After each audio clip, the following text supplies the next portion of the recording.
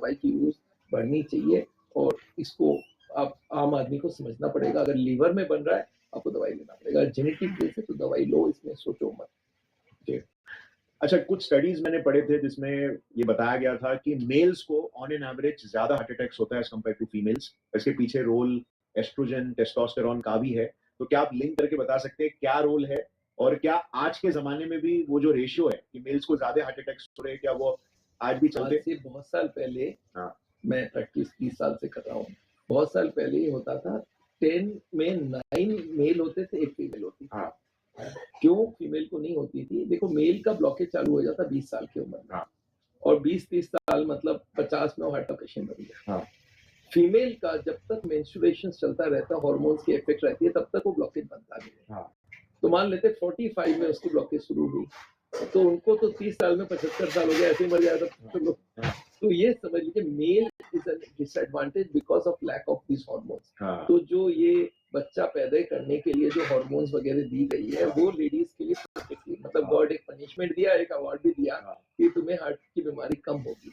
पर अब आजकल के लेडीज ना, वो भी थोड़ी तेज हो गई है, वो भी खाना गलत कर लिया है, एक्सरसाइज कम कर दिया है, तो ये रेशियो धीरे धीरे चेंज हो रहा है। अभी मैं समझता हूँ 3:7 हो गया है। ओके, मतलब बहुत ही क्लोज अब क्लोज आने लगे हैं, क्योंकि लेडीज में हार्ट की बीमारी आजकल बहुत होने लग गई है, because of stress, lack of activity. पैसे आ गए तो फिर खाना पीना गलत हो गया, फिजिकल एक्टिविटी कम हो गई, आगे चक्की पीसते थे अब बटन दबा रहे हैं, नौकरानी सारा काम कर रही है, तो ये लेडीज में हार्ट की बीमारी होने लग गई है। और वंस अगेन लाइफस्टाइल चेंज। और एक चीज था, और वो बात आपको बता दूं, ये जो हमारी मेंस्ट्रुअल पीरियड्स होते हैं ना, उसमें हमारे जो वो बोलते हैं भ्रूण, जिसको बोलते हैं ओवम, हाँ, ये एक बार मेंस्ट्रुअल पीरियड होता है, उसमें 10-12 ओवम निकलती है, हाँ, उसमें से एक मैच्योर होती है। हाँ, तो 10-12 गया। हाँ, अब एक लेडी प्रेग्नेंट हो गई तो 12 महीने तक उसके ओवम लॉस बंद हो गए। तो आगे के जमाने में ऐसे लेडीज होते थे जो 10 बच्चा पैदा कर दिया तो 10 साल के ओवम उसके बच गए, उसकी पीरियड्स ऑफ होती थी 60 साल में जाके, तो उनके हार्ट की बीमारी और कम होती थी।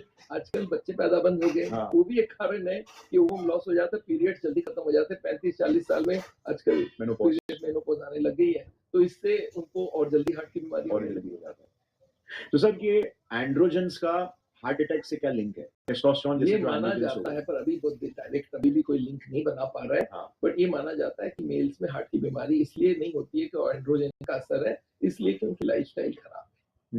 तो कोई ऐसा डायरेक्ट लिंक मिला नहीं है टेस्टोस्टेरोन के साथ? नहीं, बहुत डायरेक्ट कोई भी नहीं है, नहीं तो फिर हम टेस्टोस्टेरोन ब्लॉक करने की दवाइयां देते हैं, ऐसा नहीं है। सो एस्ट्रोजन का कार्डियो प्रोटेक्टिव बेनिफिट्स है, लेकिन बेनिफिट है। ऐसे कौन से डेली फूड्स है जो हार्ट अटैक से बचा सकते हैं? सबसे बढ़िया फूड हार्ट अटैक को प्रोटेक्शन करने के लिए होता है फ्रूट्स और वेजिटेबल्स। बहुत ज्यादा वेजिटेबल खाइए, सलाद खाइए, फ्रूट्स खाइए, ये सबसे बड़ा प्रोटेक्शन देगा। दूसरा, हाई फाइबर फूड में जैसे ओट्स है, अच्छा दालों को आप छिलके के साथ खाइए, तो वो दाल में बहुत सारा प्रोटीन वो आ जाता है, fibre, that improves it, soluble, जितने सोल्यूबल फाइबर हो। ये 3-4 चीज तो आपको बहुत अच्छे से खाना चाहिए, फ्रूट्स, वेजिटेबल, और जितनी भी बेरीज है उसमें मिलता है एंटीऑक्सीडेंट्स। एंटीऑक्सीडेंट बहुत